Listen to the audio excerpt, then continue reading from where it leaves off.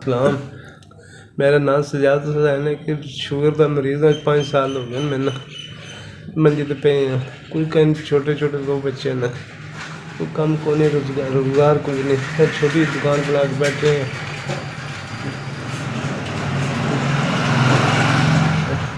14,000 का माल लेंदा सी उधारा, वो ही नहीं पैसे देने दे पिछे दवाई ते लग गए ना, मजबूर होए हैं बहुत सारा। थोड़ा जहा कम है जो टिक्की टाफी रखी है मैं, दवाई भी नहीं निकलती मेरी, इतना मजबूर हुए हैं। मैं सैयद हाँ, खुमस का भी हकदार हाँ मैं। कोई मसला है तो मैं को नहीं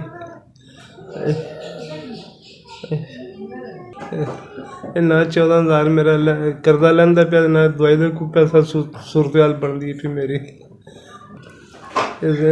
बाजार च बाटे जो को माल लिया सी मैं 14,000 का, वो भी परेशान लग्या करन को नहीं, टाइम मेरा निकलता पिया, दवाई तो मजबूर हाँ।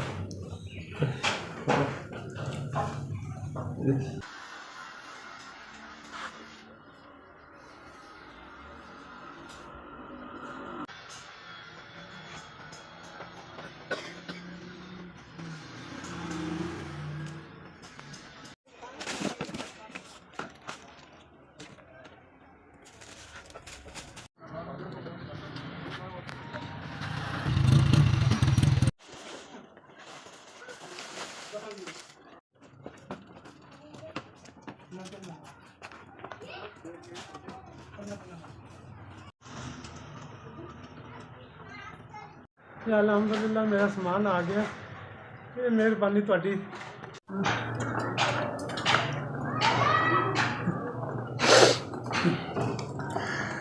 तुहाडा भला होवे जी, तुहाडी बहुत मेहरबानी। इन्हें 20,000 का माल लै दिता मैनू। बच्चे छोटे सी, कोई कारोबार नहीं सी रह गया, मजबूर होए असी। मैं बीमार सी बहुत सारे 4-5 साल तो, शुगर का मरीज़ हाँ। अल्लाह जिंदगी करे तुहाडी। 20,000 का जो माल लै दिता मैनू, छोटे छोटे बच्चे सी, कोई कारोबार नहीं, दवाई तो भी मजबूर होए असी मैं।